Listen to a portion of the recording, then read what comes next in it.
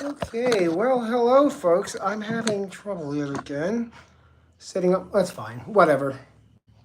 Yeah, it'll work out. It'll work out. I don't know why Do you it want to does get that that. on?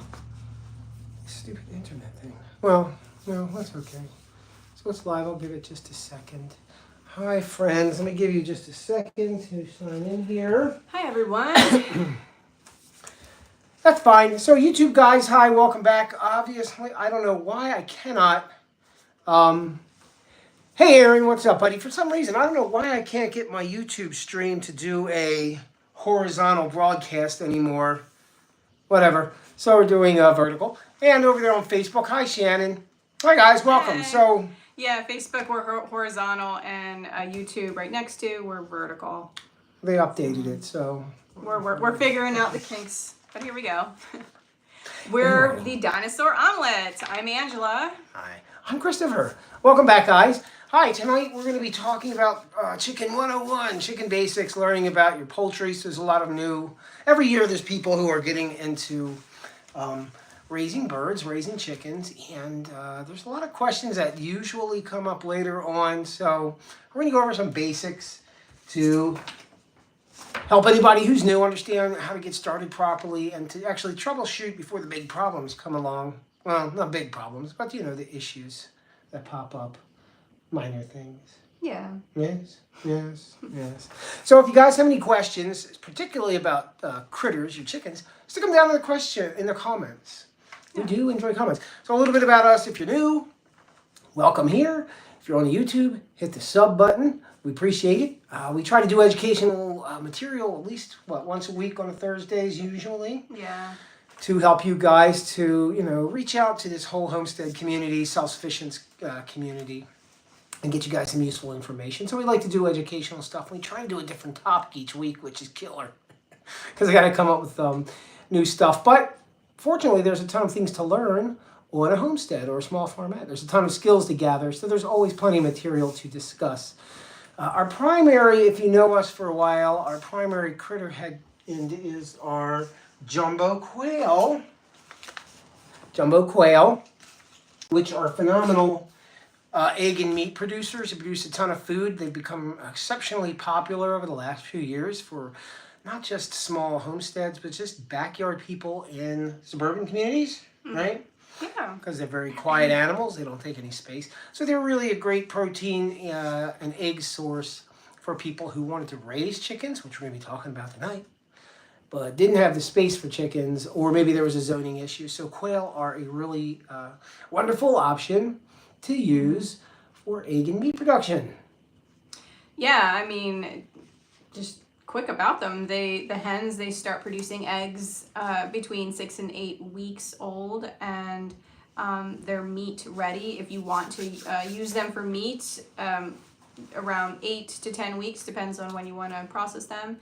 And yeah, so they grow quick, and they're very meaty in the breast area. So there's a lot on the bird, and yeah, you can fill your freezer pretty quickly. Yeah, here on YouTube and actually in our old Facebook Live videos, we have a lot of Leo Sigi says hi. Hey, Leo, what's going on? So in our old material, we do have a lot of educational stuff pertaining to the quail to help you guys get a meat and bruh. Yes, I say that all the time. So we have a lot of educational material to get you guys set up with what do you call it? With your meat and egg production. Oh, yes. With Leo, I'm seeing some question marks. If you have a question, please ask. I'll be happy to answer. But crap. Oh, give me crap. Maybe you're answer. Well, anyway, yeah, we have a ton of material on our YouTube and Facebook for you guys pertaining to the quail. Yeah. So you can get those things up and running and functioning tip top and producing food and eggs. We got a, what do you call those guys? A troll? Yeah, that's okay. Actually, troll is perfectly fine because it feeds the algorithm. Thanks for coming in. All right, so before we begin with Chicken 101, was there anything else you wanted to mention? Oh, besides quail, Angela specializes in her beautiful silky chickens. Everybody's favorite chicken. The pet chicken, the docile critter. Yeah, they're known as the best breed for pets. They're Yep, they're calm and soft, and you can hold them and catch them. They don't flee in terror from the family members. You know, they're easy to pick up and enjoy. Yeah, so they're wonderful little animals. All right, so I guess we can roll into this. Before we start, if you guys take a look down in the description, there's a lot of quality, free print material. There's educational material down there, PDFs and stuff we wrote here from scratch. But it's fun. It's got the illustrations. If you guys, you know, it's family-friendly stuff I try to write. I'm trying to squeeze in here because of this stupid horizontal thing. Yeah. I think it shows up better on the screen. Yeah, so anyway, there's a bunch of free material down there. Chicken digestion chart, which is great for the kids because it goes to the body parts and is good information. Actually, egg hatching, a ton of stuff. All right. So Chicken 101, basics, how they work, sometimes don't, and how to get the most out of your flock. Get the most out of your flock. Well, don't chickens work?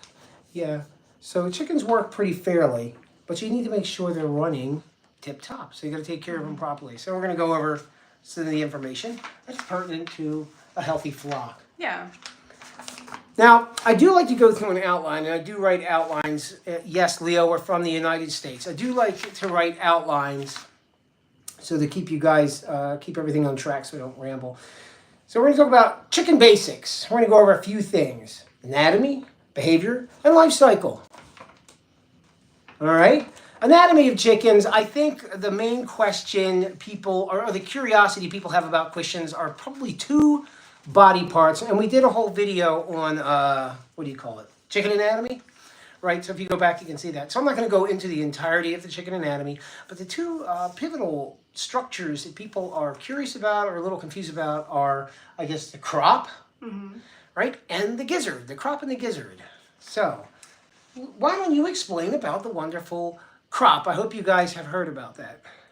Yeah, so the crop, it is it's the storage area for the bird. And so throughout the day, they'll go and they'll pick food, they'll eat foods, and then it'll be stored in their crop, which is at the base of their neck. Oh, sorry. And as they continue to fill up, I don't know if you can mess with settings over there if you want to, but as they fill up, you can visibly see the crop getting larger, or you can even feel it. Usually when they're pretty full, the crop can get even like the size of a golf ball. But that's totally fine. It moves, it adjusts to the bird's intake of food. And so it stores food there throughout the day, and as they go into their coop to sleep, or when they're ready to sleep, it'll start to go through the digestive tract and begin the process of being broken down. So then it starts to move down, and the crop. Yeah. The thing about the crop too is there's something too that we should discuss. So the crop is where they're eating their food and digested, like Angela said. Now, what can happen when it goes sour? Well, so I gave it away. Yeah, if they're eating foods that may be overly moist, like, and a lot of it perhaps, or maybe they eat, like, people like to give them during the hot months, like fruits and like watermelon rinds, which is perfectly fine. But you do want to just monitor them to make sure their health, that they're acting normal. Or if they happen to eat like scraps from the kitchen, and if there's maybe mold on there that you didn't notice, that could cause some issues. And I don't know if.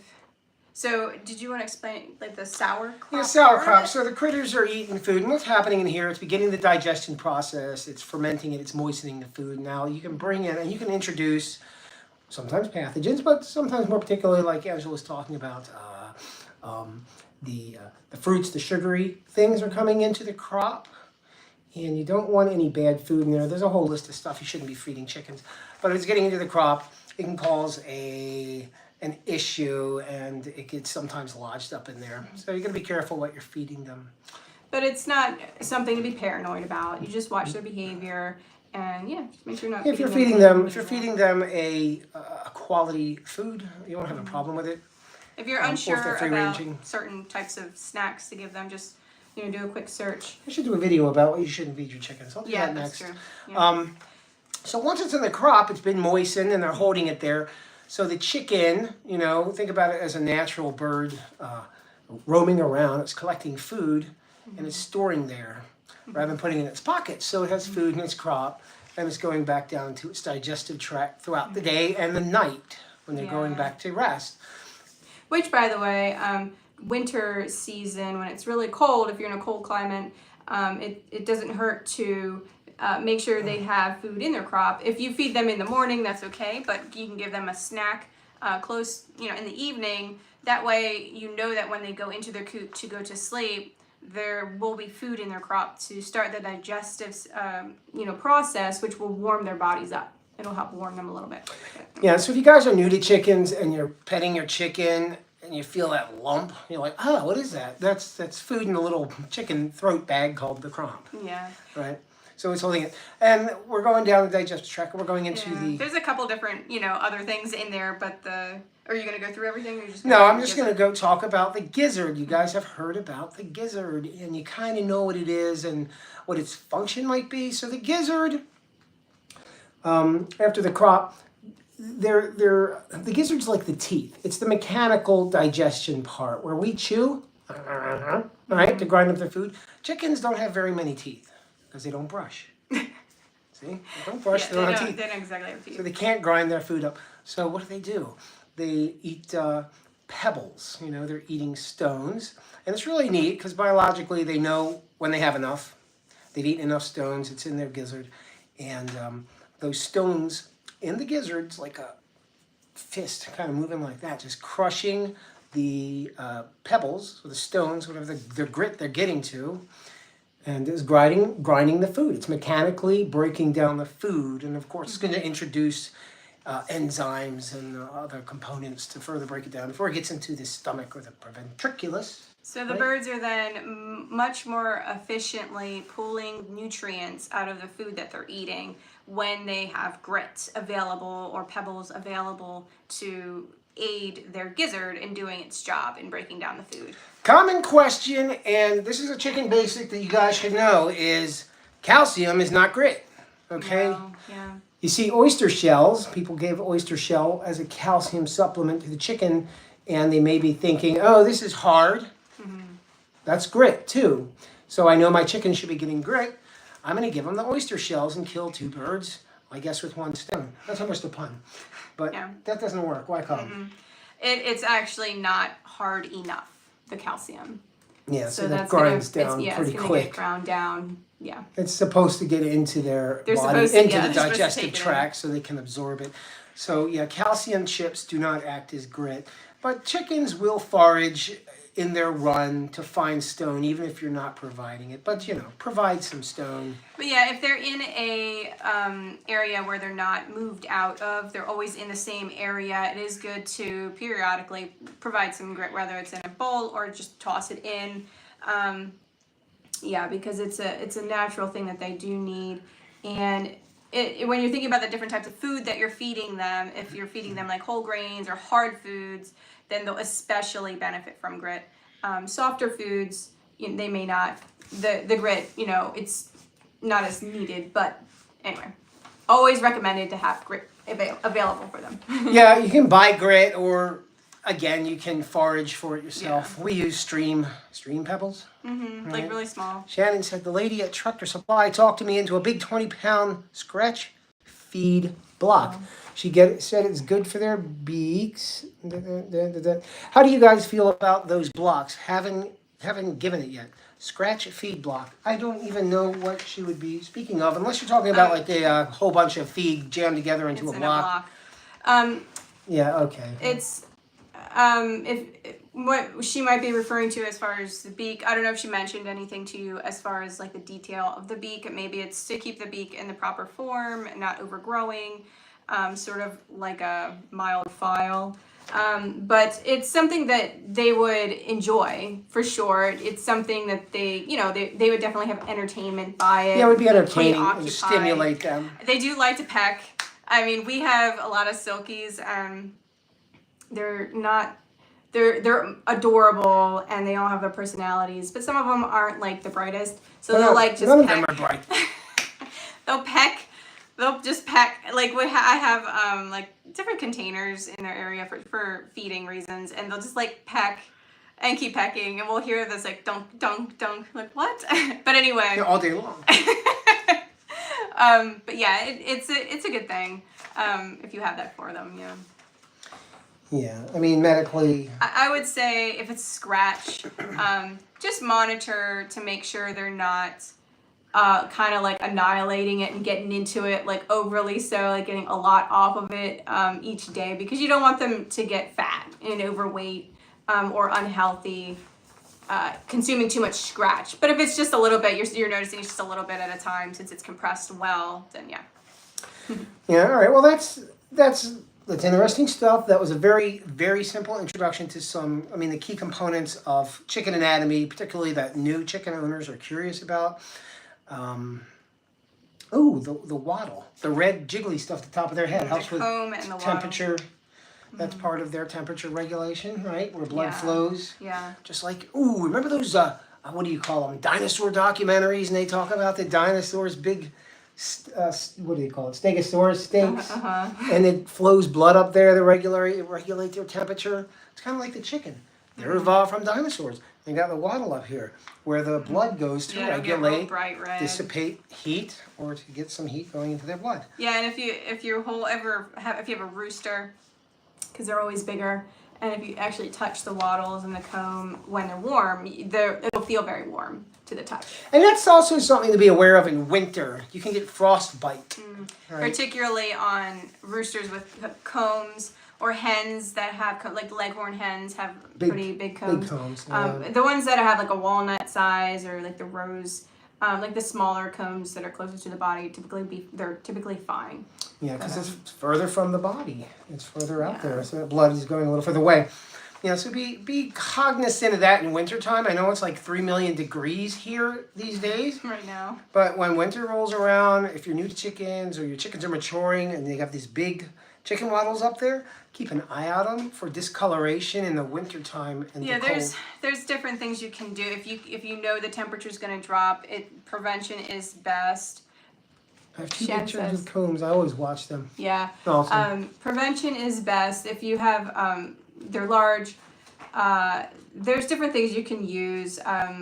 People will put Vaseline on it, and there's other things. There's, people say different things, but do some research.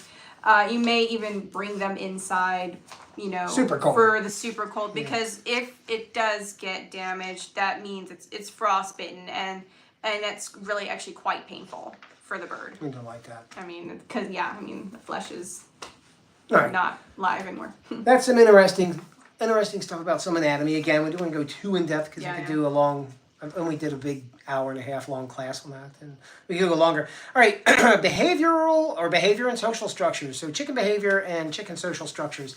So you guys might notice in new chicken people, battling. Like chickens are starting pecking. So you can talk about that. You like talking about that. We actually did a video about this. Actually, if you YouTube guys go back, we have introducing new chickens to your flock, where we talk about the whole pecking order issue. Take it away. So obviously it depends on the breeds you have and the personalities, the temperaments.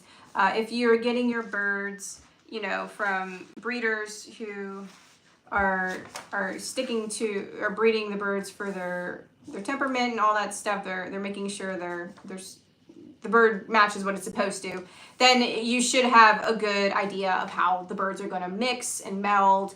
If you don't really know about their history, or your birds maybe just have some personalities, then you might see some interesting characters. A new chicken comes into the hood. So the way it works pretty much is there's typically, like any group of animals that coexist, there has to be order. Hey, Kelly. Kelly stopped in today. Hey, let me tell Kelly, I have no idea how to reorient these YouTube videos back to horizontal. They changed them again. Some vertical. Anyway, go ahead. So there has to be order and structure to make sure everybody's getting along and there's healthy balance within the group. And yeah, I mean, that's even in, groups of people. There has to be somebody in charge and organization. So when you're looking at the chickens, if it's a healthy flock, then there's going to be, whether you have a rooster or not, there's going to be a top hen, and then it's just going to trickle down. And did we get another comment? No. Oh, Steve's here. Hey, Steve. Velvet Nix is in Facebook. Hey. So what you'll typically see within a flock that's pretty balanced temperament-wise is, and they're already established together, like there's not a new one being brought in, is you'll see the stare down. So the hens, they'll stare at each other, and whoever breaks first and moves on is the loser. It's a very mild. Ooh, look at that. Pause. Sorry, folks. We got a very interesting comment from Kelly. Her Muscovy ducks hatched. Oh, that's so exciting. They're so Awesome. cute. The Muscovy babe, the They're ducklings. the more challenging so ones to hatch. Yeah, they can be. Yeah. No, chicken hierarchy. What's going on? So then, if the two are not, if nobody's backing down, then one or both may peck at each other, or one might peck just to push the other one a little further. If she backs down, then that's that. If they still don't back down, then you may see their posture change a little, like they might push their chest forward out, like to look a little bit more like big, and then they'll go to grab the top of the head, and they'll start bouncing around and pecking each other until the point is for somebody to give up. So if they're both pretty darn gung-ho on being the higher up, then they're gonna keep pecking, and it's not brutal. It's just like they grab on, and then it's kind of like a city fight.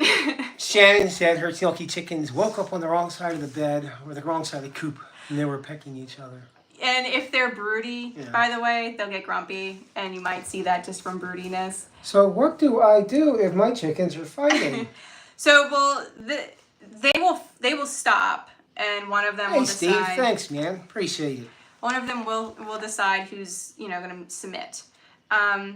If you have some that are problematic in the sense that they just keep on doing this and they don't seem to want to be at peace with where they are at in the flock, then you may want to consider either temporarily removing it from the flock for maybe a couple days, and then bringing it back in, and that'll actually reorient it down to the bottom Bottom of the hierarchy. Yeah. So they have a hierarchy like the alpha or the leader. Yeah, it's pretty much like a totem pole.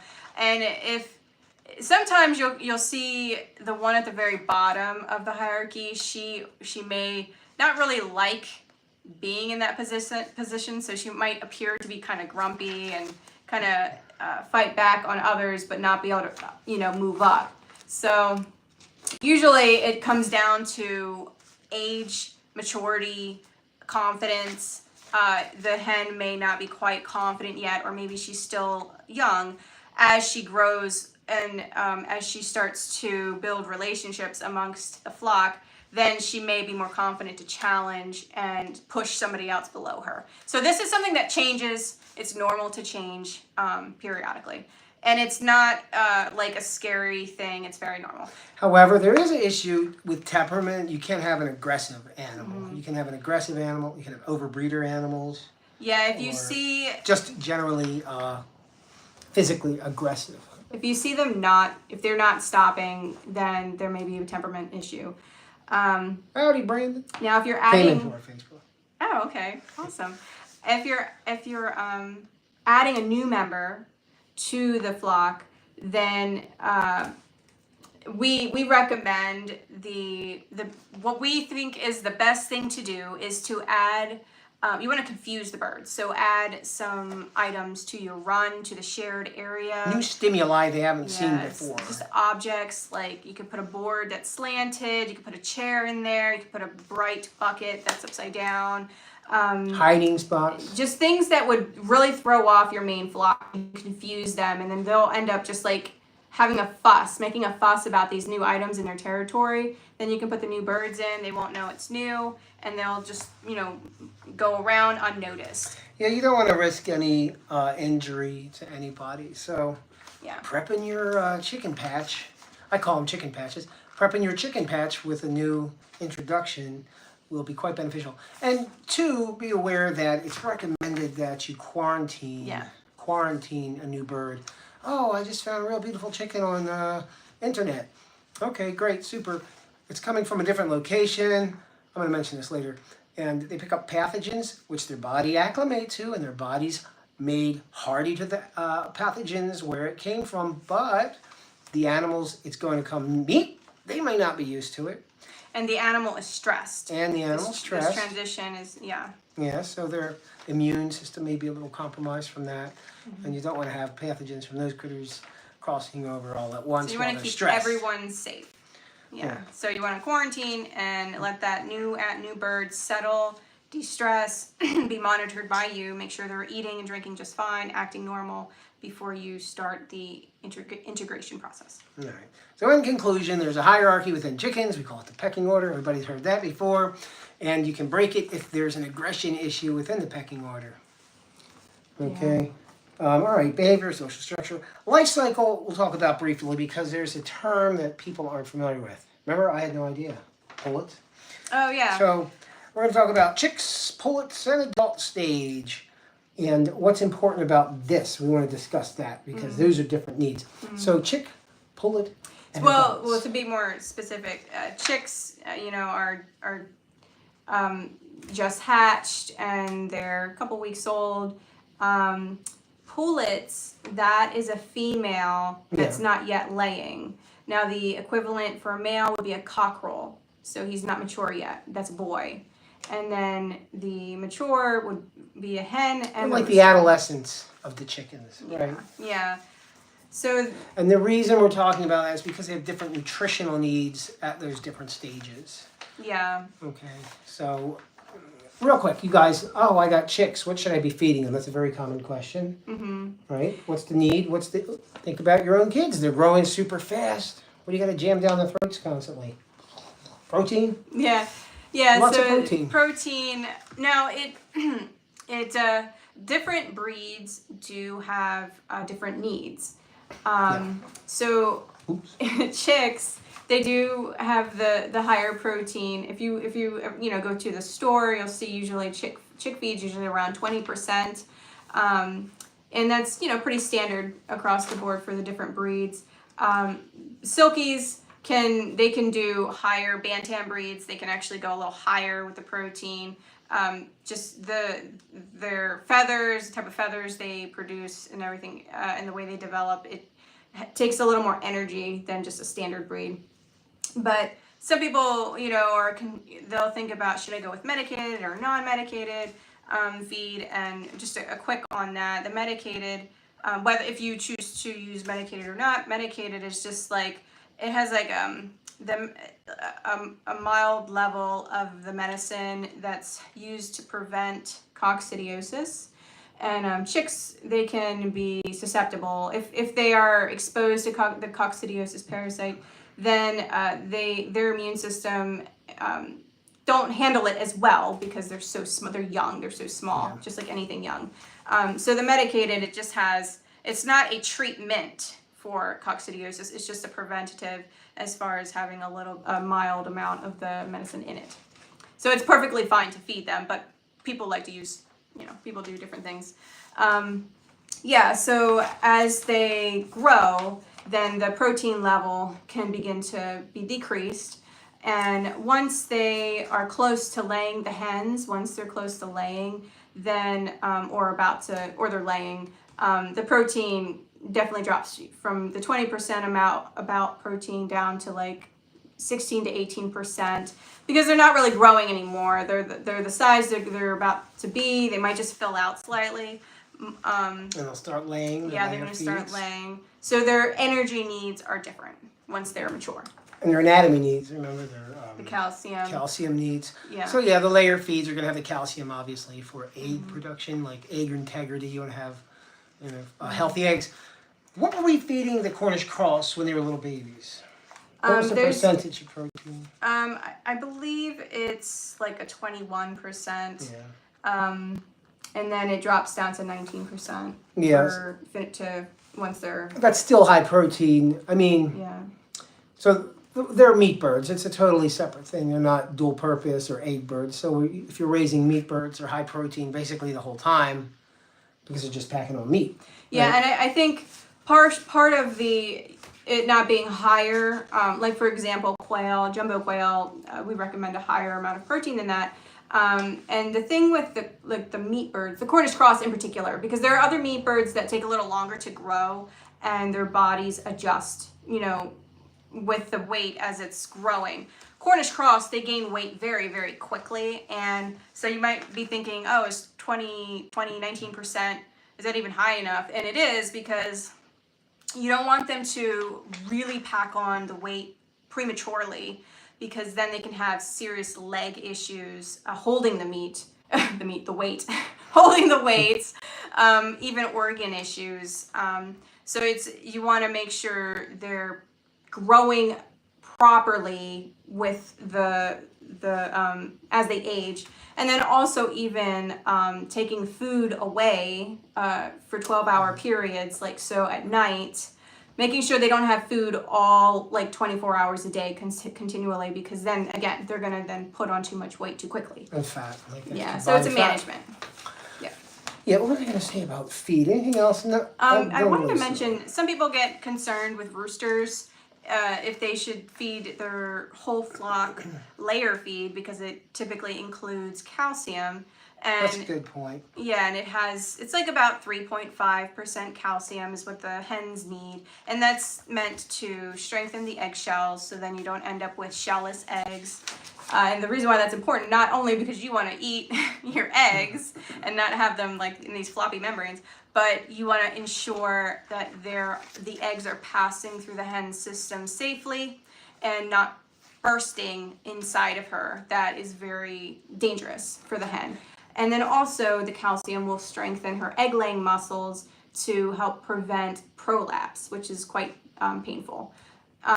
So the males, the concern is it affects their if the roosters eat too much calcium, the concern is it can negatively affect their kidneys. However, it's unlikely there's going to be any issues with the amount that's in the layer feed.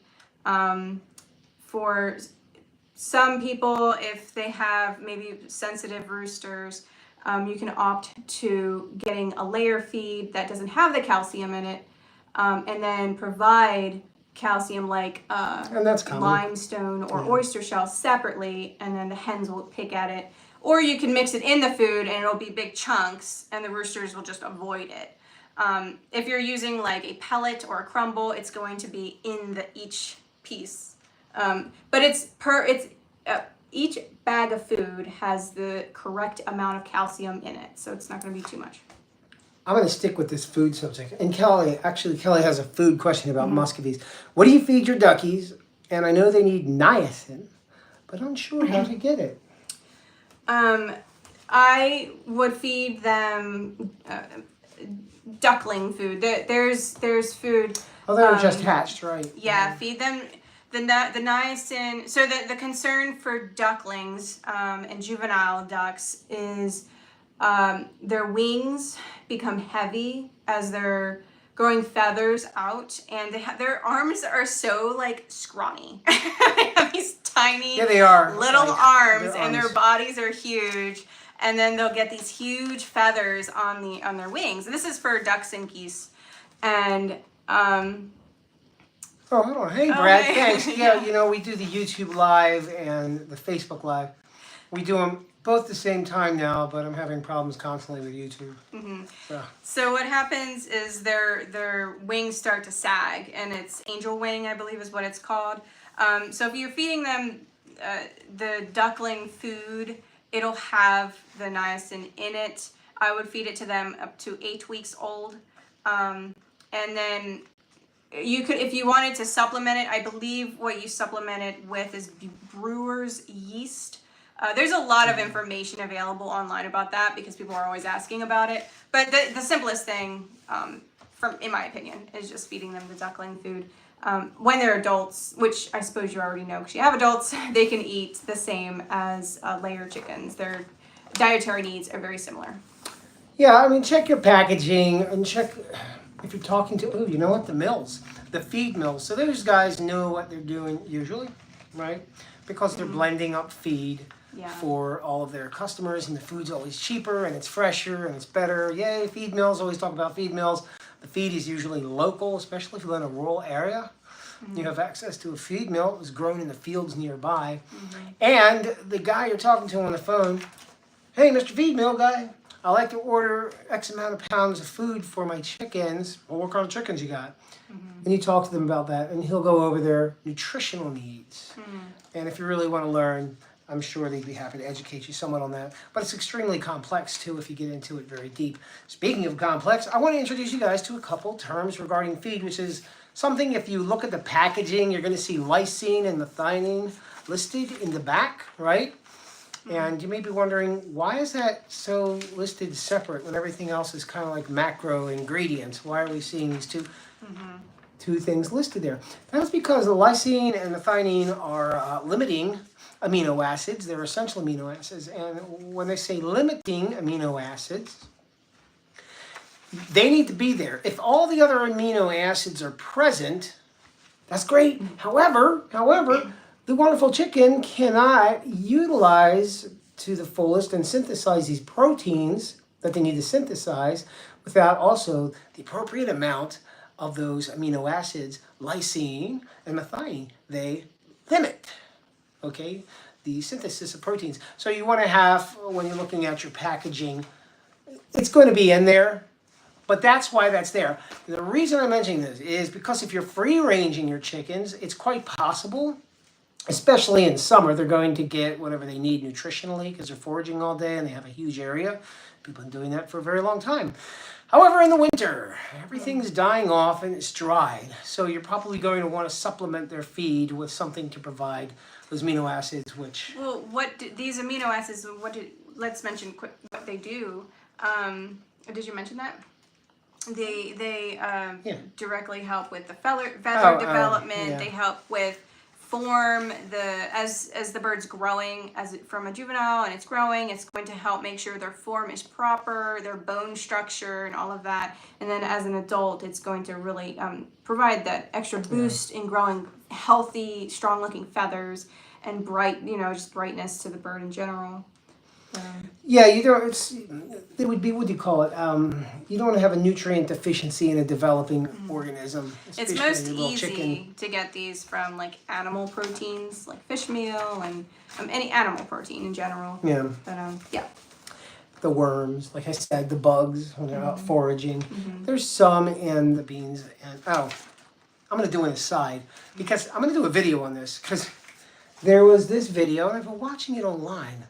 And people are like, oh my gosh, I feed my chickens. I just saw it. Saves me time and money. Beans and macaroni. Did you see this? I didn't. So, yeah.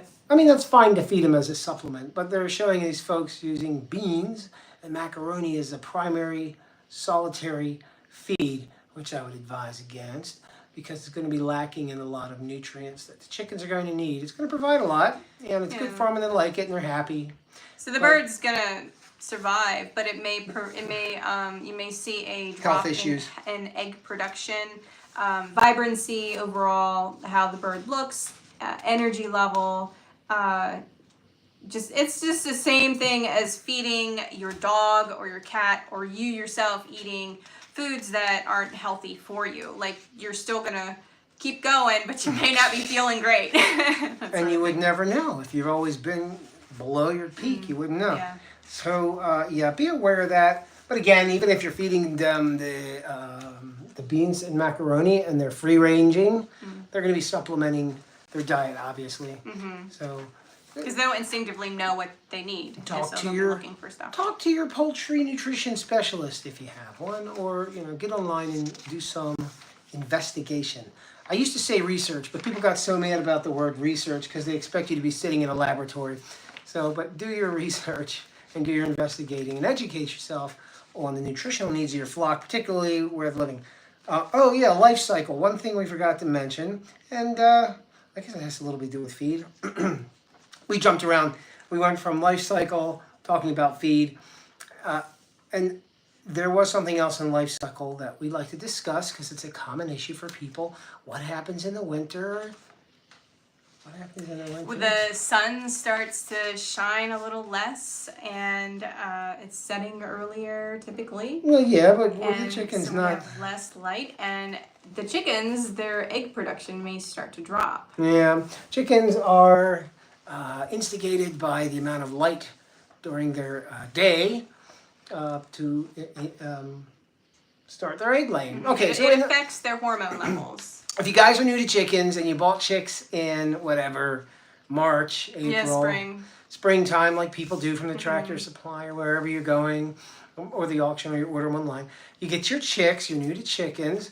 They're not going to lay for months, right? Yep. 4 months, 5 months, 6 months. So by Usually ti- that's fall time. Yeah, by the time the chickens that you got, and we've heard this before, I've had chickens for 8, 9 months, they're not laying anything. Well, that's because, all right, this is very common. The chickens were mature for egg laying right at the same time the sun starts setting and they're getting fewer hours of daylight.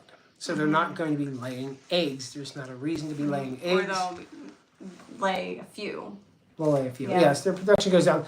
So how do we not have that problem? Very simply, by adding what? Supplemental lighting. Supplemental lighting, LEDs or Christmas lights. They don't have to be super bright. They don't need to be on all day.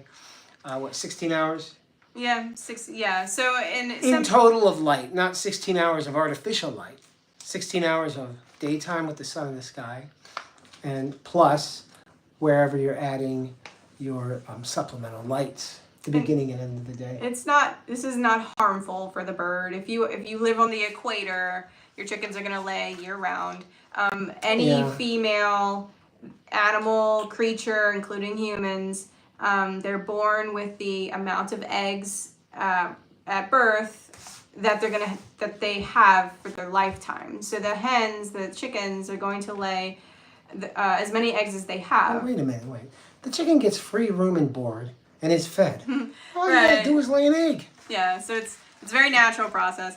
Now another thing too is when it gets cold, some people will be like, well, I have supplemental lighting, but their egg production has still gone down or maybe has stopped completely. What's going on?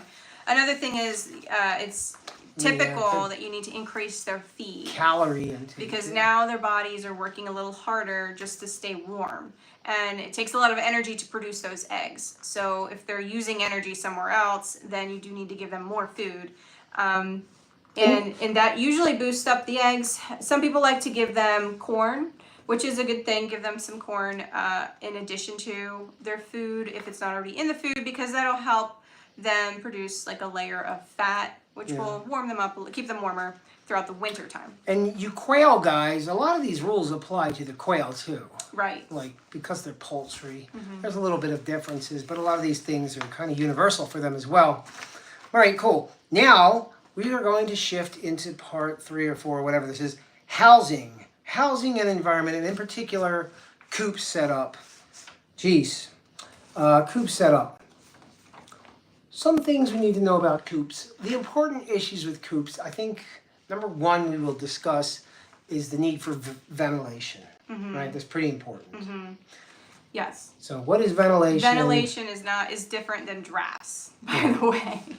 Ventilation. What is ventilation? in a chicken coop? Ventilation typically means there's like some venting at the top part of the coop. It's not like these gaping giant holes or anything like that. It just allows for air to flow in and circulate to remove moisture. So the birds just breathing, they're going to produce moisture into the air. Going to the bathroom, their manure is going to be warm, body temperature, and then start cooling. So that's going to create moisture as it's cooling. And you want ventilation. which if in the wintertime especially, you want to make sure you don't have drafts, because what happens with drafts is it's not proper ventilation and your birds can actually get chilled. And the whole point of ventilation is to prevent any kind of respiratory issues, because birds in general, if their most common health issues tend to be a respiratory type issue. So proper ventilation will make sure they're healthy in that regard. Draftiness can also negatively affect them. Do you make a chicken point? So what does the germs like? The germs like what? Heat, moisture, right? Mm-hmm. And what happens with chickens? They're very warm. They produce a lot of moisture in their respirations. Mm-hmm. They breathe a lot. They produce a lot of moisture, and they're warm. Mm-hmm. So they create a good environment for the breeding of little germs. So you want to have it where there is air flowing through there to prevent that from happening. And if you have proper ventilation, you'll be okay. And of course, you're going to clean the coop. Right, I was about to mention that. So proper management of the coop, and whether you have like a dropping board, which is like a slanted board underneath the roosting bars where they're sitting, and the manure falls on the dropping board, you can scrape it right off. Or you have a deep litter system where you have a bunch of bedding in there and you just add to it and then kind of mix it periodically. Whatever your system is, even if some people like to clean it daily, spot clean it, just to make sure that the manure doesn't build up. Yeah, and one thing about, I want to mention about the egg boxes. Our egg boxes are at the floor level, which isn't the best. It's a little better to have them raised up, because you're not going to have the manure tracking, and the chicken's going to have to do the work to get up there, and they're not going to be hanging out up there, and they're going to just go up, lay egg, and come out. Mm-hmm. The floor level, it's a little more potential for making it. Sand works great. Yeah, sand is really good. Yeah. A floor level box makes a higher potential to what do you call it? Soil the eggs. Mm-hmm. Okay, so keep them if you can. If you're building a coop from scratch, look into that and have your egg boxes up higher. If not, no big deal. Just check it, keep it clean. And it's not necessary to have a billion nest boxes. Unless you have a billion chickens. Unless you have a billion chickens. If you have like 10 chickens, just for example, then they're probably likely going to use like 2 to 4 nest boxes. Like let's say you have 10 nest boxes. They're only going to use like 2 to 4. They tend to use the same ones as their flock mates use. Yeah. Yeah. Okay, cool. Housing environments. We talked about, what do you call it? Ventilation.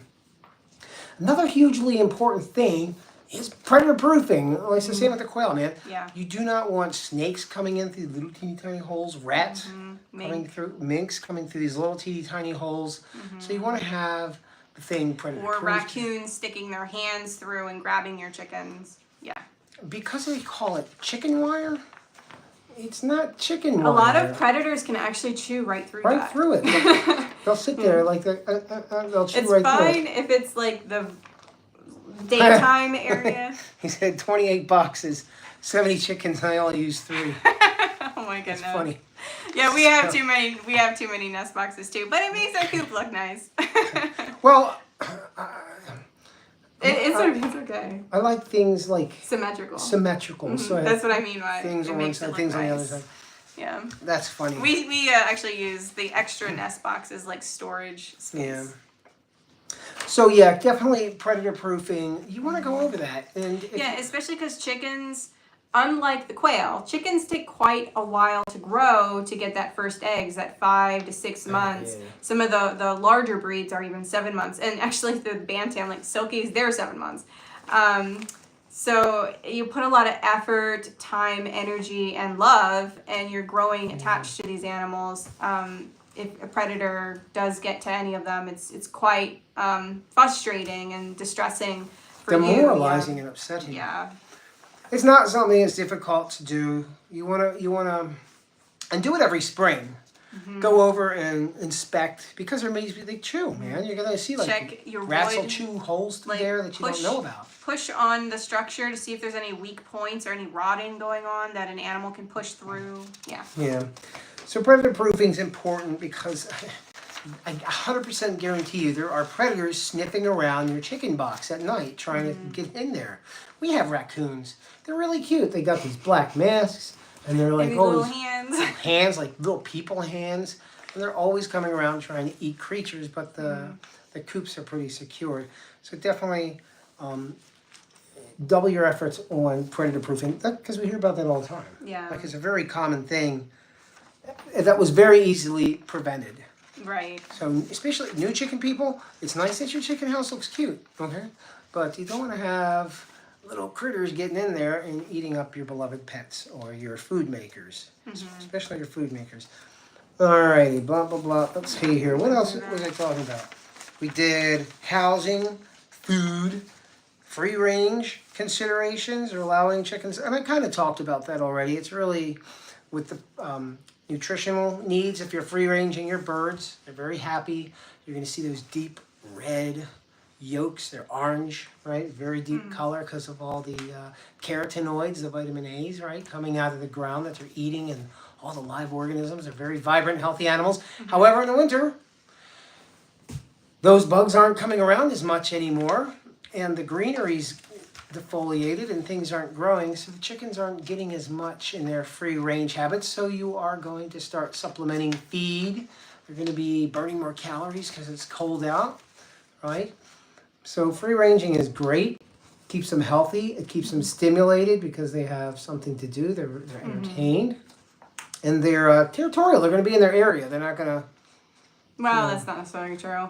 Some of them do away. migrate to the across the street Across or the the neighbor's yard.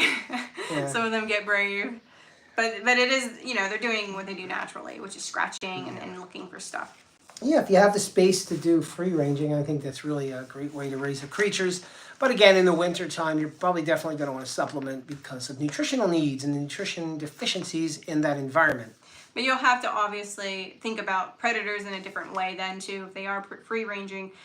We've heard many stories already of during the daytime, foxes, raccoons appearing, obviously birds of prey from coming down from the top. So there's different things. I've heard there's a lot of success if you're able to maintain any crows in your area, encouraging crows. Some people feed them different things, or sometimes they're just there naturally, but the crows actually deter hawks and birds of prey from coming around. As long as they're not hungry, and as long as you don't have ducklings or chicks, you're fine. But because they'll have a quick snack. But I think part of owning chickens is losing one to a predator at some point. I don't think I know a single person who hasn't lost a chicken to a predator. Especially if they're free ranged. So those are just different things pros and cons to everything. All right, coming down the home stretch, folks. Hopefully you're hanging in there, and hopefully this information is useful for you and not so dull. I don't want it to be dull. Black chickens here also. Mark has black chickens. Yeah, the black chickens. The idea is that birds of prey looking down, they think they're looking at crows. So yeah, like black australorps and such, they tend to have less issue with birds of prey. Some people still, if they have hawk issues, or if they're territory, they always have them. They may still have issue, but yes, black ones are great. All right, now we're going to talk about the scary stuff, which are the common health issues and solutions to them. So the what Anthony was talking about, we already discussed, was respiratory illness. It's common, especially if you have closed, unventilated, dirtier coops. Coops aren't getting cleaned; they're getting wet. They're not ventilated. The more you have a bunch of chickens jammed into a box, that's more moisture and more heat, and if it's poorly ventilated, you're going to see some respiratory issues. What are symptoms of the respiratory issues? Common simple ones would be like sneezing, coughing. You'll see maybe like bubbles in the eye, or maybe the eye will swell up, or part of the face will swell up. Those are the most common, and they tend to all be related to the respiratory. But there's a lot of different, there's different illnesses, but there are medicines that are commonly used for respiratory illness, well known. Hi, our silkies' bellies usually hot to the touch. Mine are 10 weeks, and this is the first time I took them for their walk. I gotta click the see more button. Hold on, RC. Okay. Holding them under their bodies, and this is when I thought their bellies felt hot. If you're holding them with your hand there, the heat coming off your hand is gonna warm them up faster. And they do, I would say that if you're gonna notice heat coming off a silky, the first area you would feel it likely would be the stomach and breast area, which, by the way, for anyone who has silkies, when they go broody, or any hen actually that goes broody, it is important, if they are not laying on eggs, to encourage them to break the broodiness as quickly as you can, especially if it's hot outside, because laying in the nest will encourage their stomach area to heat up and stay hot. The idea being that there's eggs under there, but often there's nothing there. And the hen will instinctively, she'll be in her broody mama mode and think she needs to sit there and stay there. So she'll just come out maybe once or twice a day in the morning, go back in, maybe come out again later. And she'll start to, she won't be drinking or eating as much, and she'll be getting quite warm. Temperature isn't really an issue during the cold months, but you want to make sure she's not deteriorating with her body fat and such, with not eating as much. So so there are different ways you can break them of it. But yes, if you're holding them and you're noticing their belly's getting warm, you can hold them, more like with the wings instead of with your hand underneath, or you can hold them with the wing against your stomach and then kind of like prop them slightly differently so that their belly can cool down a little bit more. You can also give them a break from being held, but just think about your hands being quite warm too. What you doing? Okay, I was looking up something here. This is not there. Okay, great. All right. Yeah. Sorry. So we were talking about the illnesses. Yeah, illnesses. Coccidiosis. Everybody heard of this one, and this is common. So coccidiosis. Thank you so much. Makes me feel better. Oh, awesome. Yes, I usually hold them with the wings. Yeah. And just to keep in mind, if you see your birds walking around during the hot days and they're like holding their wings out, that is an effective way that they instinctively do to cool down. They look really cute when they do it, but it's because they're warm, so they're holding it out to just allow better airflow. But yes, I see my friends doing that in the fields. The vultures. I think they're sunning themselves when they're holding their wings out like that. Not the vultures, but the buzzards. Okay, so coccidiosis. Yeah.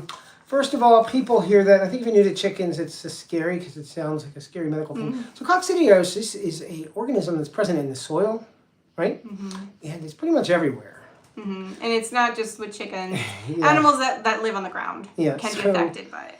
And the chickens have it in them because they're scratching and it's in the ground. What happens is they become hardy to the critter.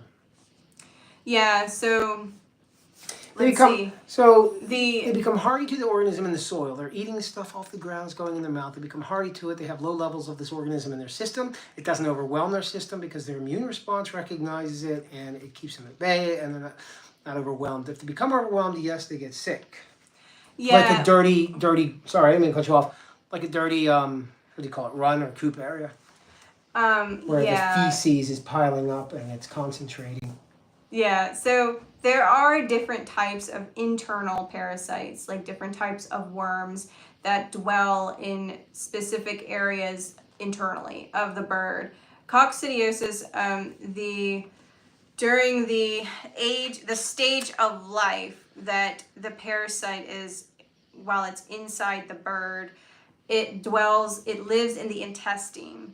And it's like eating at the intestinal wall of the bird. And if the bird is healthy, has a very good immune system, We promote fermenting your food, the feed that you feed them, because it's so, having the probiotics is so good for them, just like it's so good for you and your gut health. It's so good for their gut health, especially since they're living on the ground pecking at stuff all the time. Having those healthy probiotics in their system, it boosts their immune system, and that is a really good preventative for even the coccidiosis, as far as keeping them a higher level of like their health. If you guys don't know what a probiotic is, it's bacteria. In the chicken fermentation, there's a few. I guess primarily you think of it's a lacto-fermentation process, or lactobacillus. Little organisms that are, you don't add it, it's already present, it's in the air, and it's on the feed. Add water, they come to life. They start eating the grains in the water. It starts smelling sour. Okay, that's great. They're fermenting it, right? And they're multiplying, and they're creating an acidic bath, and they thrive in there, and no bad bacteria are growing in there. Chicken eats it up. They love it. Goes through their system. Some of them are killed in the stomach acids, and some of them pass through to survive to get into the intestinal tract in the gut, where they populate and multiply. And we have them too, and I guess an American in the United States, a Westerner, has about, 100, 150 or so species of probiotic living in your gut microbiome. And these little organisms, they thrive and they convey health benefits when they're healthy, such as when we eat fibrous foods, and the same with the chickens. When the chickens eat fibrous foods and those tough grains, they're eating those insoluble fibers, right? The husks and the toughness of the plant, and they, their digestive byproducts are beneficial to the chickens, and it helps break down the food they're eating. So, how does that service in the repulsion of coccidiosis organisms? So it's just like when you're thinking of a person who has a boosted immune system, they're healthy all around. When the common cold comes around, which is a virus, they're usually either they don't get it, or if they do get it, it's like the symptoms are much more mild. And if it's somebody, the same thing with an animal, if there's somebody who has a low, like their immune system is suppressed, they're not eating well, in general kind of sickly, weak, then when they have parasites, coccidiosis, then it's going to hit them hard, and they may get the full effect of the symptoms. They may go downhill very quickly, and could even perish. So it's not meant to be scary. The reason why Christopher mentioned that most animals that live on the ground, so we're just talking about chickens, most chickens, they're exposed to it, is because it's quite difficult to, once there's coccidiosis in the area, like on the ground, it's difficult to remove it, unless you're able to really properly sterilize. If they're on the ground though, the dirt, then it's very difficult, because they're it's just kind of like a roach. They're just really hard to eliminate. So, and if you sterilize the soil, then the soil's now dead too. Everything else is dead with it. So there's different things you can do for prevention, but this is why when we were talking earlier about chicks eating medicated feed, this is why, this is one of those reasons, because coccidiosis, it's such a common thing that chicks and adolescents, juvenile birds, they're not as hardy yet. They haven't, just like babies, like human babies, like they haven't been exposed to much yet. So they can be hit hard by parasites, that sort of thing. And symptoms would be like lethargic, they're just tired, they're laying down, energy is just depleting, they're losing interest in eating and drinking. You might notice their manure looks different. The coloration will change. You might even see like pink globs in the manure, and that's actually hunks of the intestinal lining coming out. That's not good. And you know, like, don't freak out. They're still treatable. Now, depending on the level, how far along the birds may be in their symptoms, if they're all the way to like really lethargic and even to the point where losing weight, you can feel their bodies, then it may be difficult to pull them out of that. silkies are, since they're bantam small breeds, so miniature chickens, they may, their health might diminish quicker than the larger birds. So there is a different treatments available. There's different treatments. You could use Corid, which is something you put in the water. And there's other things that you can use. I think copper sulfate is something. There's different durations. You could also use agricultural lime, put on the ground itself, and then put bedding over top. It's safe for animals. And don't forget about your disclaimer. I'm not a vet. I'm not a vet.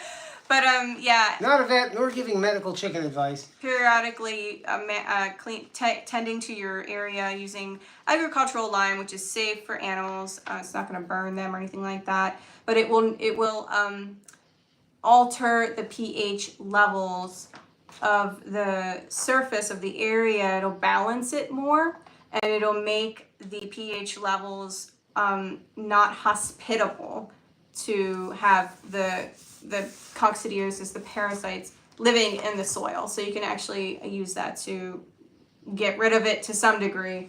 But yeah, so there's different management things to do. But it is important to watch your bird's health, make sure their behavior is normal, and if you notice anything different, don't ignore it, because you don't want, you want to be able to make sure they're happy and healthy and taken care of. Yeah, as they're getting sick, they're going to get sicker. Yeah. Because that infection, unfortunately, may be taking over. Somebody has a question. Yeah. Mark, is it safe to eat a chicken that had water belly? I know what that is. Mm-hmm. Ascites. Ascites or water belly is caused by usually respiratory illness or rapid growth, poor ventilation in your chicken patch house. I'm not quite sure what might be the cause. Some chickens are more predisposed to it. If it's a common, what do we call those? The broilers, right? I don't know if it's safe to eat. I would say it would be unadvisable, because if it's a medical issue and it's an infection, it may be systemic. So that's the only reason why you would say probably lay off eating that chicken. Now, if you're on a desert island and there's nothing around, Maybe totally cooking different. it extra thoroughly. But yeah, we would not recommend. yeah, I would stay off of that Yeah. water belly chicken. But sorry to hear that. Hopefully that was just a question and not an actual scenario. Yeah, water belly's challenging because it's not. I believe it's something that doesn't actually go away. It's like something that Have you you have to ever had that? continue one time. You have to continue treating it, which is pretty much the abdomen area fills up with fluid, Yeah. and it's like very firm, and you have to actually slightly pierce the skin to drain it slowly, but it'll come back again. He said it's just a question. Oh, good. I have to deal with that. So I think the last one to talk about, and there's a bunch of things we could talk about, but common stuff. New chicken people, this is a common one. Parasites, like mites and chicken lice. Yeah, Chicken so lice. they're two different things. Mites and lice are two different things. They typically come from exposure to wild birds. And lice, if you remember being a kid in elementary school and having the nurse check the kids, lice is something that's on the creature. When I was in school and a kid had lice, I begged them to touch heads, because then we'd get off. He had a mop of hair, by the way. I had a mop of hair. I'm like, give me that head, man. I want to get out of school with you. So lice is like these little tiny bugs. They're usually like opaque, clearish looking, and they'll scurry around. The lice? They're very tiny, like it size looks of similar. half a grain of sand. They look similar to a flea, but they are they're whitish, clearish colored. They may be smaller than fleas. They move a little differently than fleas. But they're living on the animal, and they're living the duration of their life on the animal. So they're laying eggs all over the poor creature. They're like, sucking the blood from the poor creature. So you have to treat the whole body. Now, mites, they are horrid beasts. They don't live on the bird. They live in the crevices and dark areas of your coop.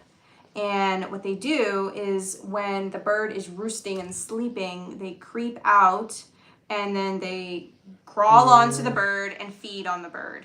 And then as the daylight's coming, then they crawl off and hide again in the coop. So they can look like different things. They might be like little red bugs, or there's different types. And there's also mites that go, there's scaly mites, they'll go into the legs, and you might see, if it's a bad infection or a bad situation, you might see the scales rising up on the bird. It's very uncomfortable and itchy. There's definitely easy ways to treat it.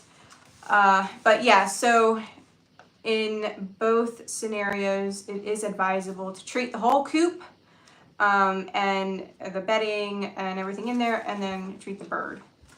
Oh, nothing. I was just going to scoot into here a little. So Oh, sorry. I can't see. Yeah. So how do we treat mites? The mites. The ones that don't live on the chickens, but like to eat on the chickens. Yeah. What was that? Is it PSP? Yeah. Yeah, PSP Elector is a wonderful... I forget the chemical name. That's the brand name. Yeah, it's a wonderful treatment. It's a concentrate, so you mix it with water. You got it off of Amazon, or you can get it at the Tractor store? I don't think Tractor Supply has it in the store. So but Poultry online retailer. It's a little costly to buy. Elector? I think it's PSP Elector. I have it actually in here. It's a little pricey, but you're not going to have to buy it again. Yeah. Yeah. Oh, it's Elector PSP. We had it backwards. But it's really, really good. It's not a harsh chemical, so it is safe to use on the birds. You can spray that. You mix it with water again, and so it's diluted. You can spray it directly on the birds, and then spray completely everywhere in the coop, and then you open the coop and let it air out. I only use, like 8.37 milliliters per gallon. Yeah. So it lasts a really long time, and it's really good. It's got a long shelf life too. Yeah. You just gotta shake it before you use it. So Electra PSP, that's one of, there's other stuff There's other things you can use. But we use that because it's extremely effective.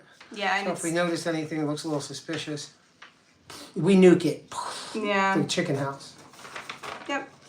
That's just one thing. And I don't think we have never had lice. Our layers have had it once in a while. It's exposure to wild birds. If the wild birds are coming in, pecking at the leftover feed, or looking for nesting materials, whatever reason, eating bugs that are around your chickens, then they tend to have those things, and they drop them in there. Yeah, so especially the free-range birds, you may see it in the coop, bringing things back. Or if you have a lot of exposure on your run to the wild critters, you may deal with that. So nothing to be scared of. I say that it's exposure to wild birds so that you know, like, you're not a bad chicken parent. Yeah. It's like normal. Like, it's good. It's advisable to treat the birds and the coop, in the springtime and in the fall time, just to make sure everybody's good. Or at least that's true. You might be thinking, I should have cleaned every day. Clean my coop every day. But it's from an external source. Yeah. Hello, Laura. Thanks for stopping in. We've been here for a while already. How long have we been here? Wow, an hour and 12 minutes. We're going to have to wrap up. This is going long. All right, so common disease we talked about, coccidiosis. Respiratory stuff, which is common in poorly ventilated, hot and wet chicken coops. So keep them well ventilated. And some of the parasites, the mites and lice. So that's a common disease. Getting eaten by predators doesn't count as disease, does it? No. But that's a bad one, and we talk about that. Yeah. So hopefully this information was helpful for you. The one last thing to talk about with you guys is right now with the heat. So everybody's scared about the heat. My chicken shouldn't be too hot. Should I bring them inside and put them in the air conditioning? No. So if you bring birds inside, whether it's during the hot summer or the cold winter, and you're exposing them to abrupt changes in temperature that are pretty darn different, then you are making them much higher risk of contracting a respiratory illness or something like that. Yeah, so that's correct. Because you bring them in from an an environment they're like a shock. acclimated to, and then putting them in a refrigerator or putting them into an oven back and forth. They're not acclimating to it, and their body's going into shock. It's absolutely correct. And that's why people ask, should I put a heater in my chicken coop in the winter? No, it's the same thing. You're going to have this hot chicken house. The chickens are producing heat themselves. Yeah, and they're equipped for the cold temperature. Their feathers. You'll see them fluff up, and what's actually happening when they fluff up in the cold is it's creating this barrier between their skin and the raised feather, where there's this heat is around them. It's like a wetsuit in reverse. Yeah. And then if you were to point one of those heat reading guns, infrared, what is it called? They're called heat reading guns. On a bird, you'll see that they're losing heat only from their face and from their feet. They keep the heat very, very well in the cold. I like to say this because intuition, we personify everything to become human, especially our pets. So we think of like the chicken as like our kids, and we don't think of them in their natural environment where they evolved. And I always like to say, if the birds are not good at staying warm, they'd all be extinct, because winter comes around every year, and you see these little teeny tiny things that they do absolutely well. And I mean, like we have to cover our skin. Their skin is covered. They're already wearing a nice, like you couldn't design a better. Yeah. Nature is wonderful at creating insulation, whether it's the seal with its beautiful blubber. Yeah. But chicken with its feathers, they stay warm. If it is, though, extra cold, it is advisable if you have harsh winds, to create wind barriers, breaks, so that they can get out of the winds, the cold winds. Also adding extra bedding in the coop for better insulation. And the ground, it's not, if there's snow or ice on the ground, remove an area that doesn't, so that there's no snow for them to be standing on. Because they really actually don't enjoy being in the snow. It's so cold, but you don't want to risk damaging their feet. They can get frostbite on their feet. If they're standing right on ice, again, they can still get burned, frostbite on their feet. So add bedding, or make sure they can walk on something other than like straw, other than the cold. Summertime. Did you want to talk about the summertime? How Yes, I would. Mark said he has bees, and they get into the chicken food. Can the bees harm the chicken? No way. They're not going to harm the chickens. They have what do you call it? A venom. He's probably concerned about the venom. It has to be injected. Yeah, the chickens will likely be okay. I would just, if you, let's see. Now, eating a bee, they're perfectly fine. They eat them all the time. Well, if you end up having like a lot of bee activity near the birds, just monitor them, because sometimes, depending on the type of bee, they may signal to their buddies. If a chicken's trying to get at them, they may signal that they're in distress and call their bee friends to come and help. And just to monitor to make sure there isn't an issue with a nearby hive harassing the birds. but if there's some bees around, eating a couple, I think he's doing. Yeah, eating them should be fine. Oh yeah, can the bees harm the chickens?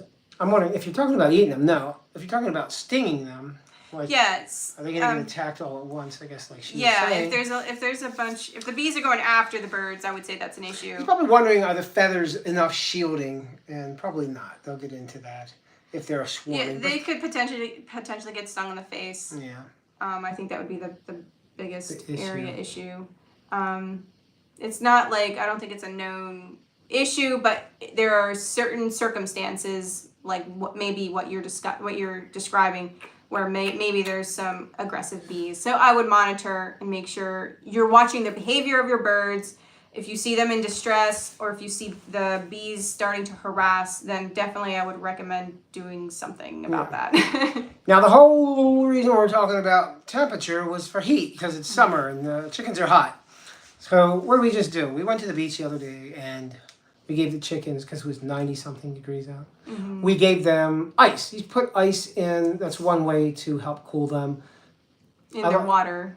ice in the water, not ice cubes. You want something large. Ice cubes will melt extremely quickly because they have no mass and they have a lot of surface area. So you want to use something large. I used like 16-ounce bottles and filled them up with water and made big ice cubes, and they sat and they stayed in there for a while and kept the water cold. Other things you can do is drape a white cloth, a blanket, a white tarp, something white to reflect the radiate the heat off of your coop. On your coop roof, shade your run.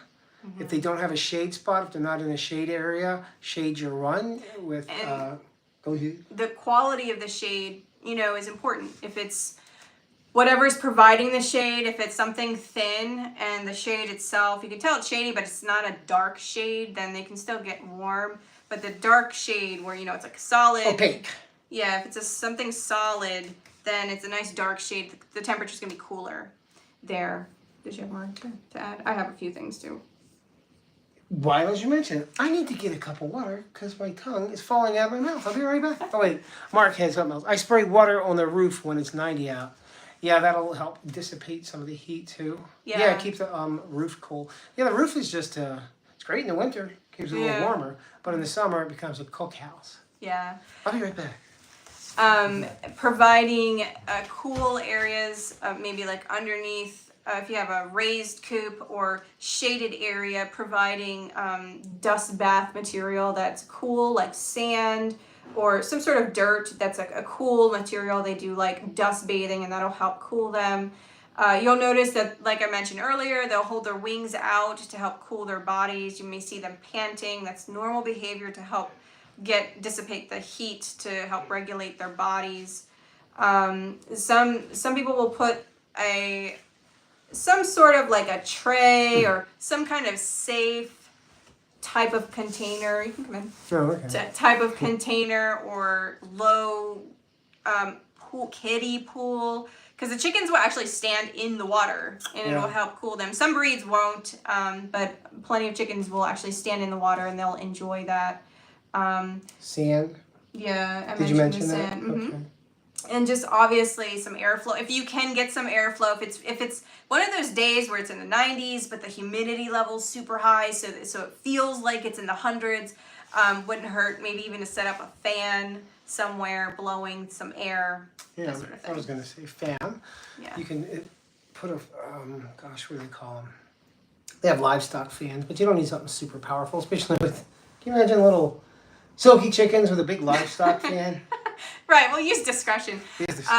But when Christopher was mentioning having cool water for them, make sure the water is accessible to them. If they're all hanging out like on one area of the coop or run or property, and they have to go through a really sunny area to get to their water, like keep that in mind. Keep the food and water. Might have to relocate it to where they're spending their time during these particularly hot days. Yeah, you can put it under the coop. Mm-hmm. Put their food or water source under the coop where there's shade. And it is normal for egg production to drop when it's super hot like that, because their energy output is different. Their bodies are being stressed in a different way. They're trying not to cook, yeah. So heat's an issue. It's not like a major issue, but you don't want your animals uncomfortable or distressed, and you can decrease the effects of the heat on these birds with some simple stuff like that. Okay, anything else? I think that's about it. I think that was some good chicken 101-ing. Satisfactory chicken 101-ing. It was kind of thorough. I mean, there's a ton of stuff to learn about these wonderful and magnificent birds that are pets and little family members and food producers, whether they're making eggs or meat. We are very utilitarian here down at Dinosaur Land, Dinosaur Omelette. So there's usually a function for the birds. I mean, we like them, and Angela's thousands of puffy chickens or silky chickens. They're pets, too, and we take good care of them. Well, when you have a bunch of them, they do lay a lot of eggs. They lay a lot of eggs.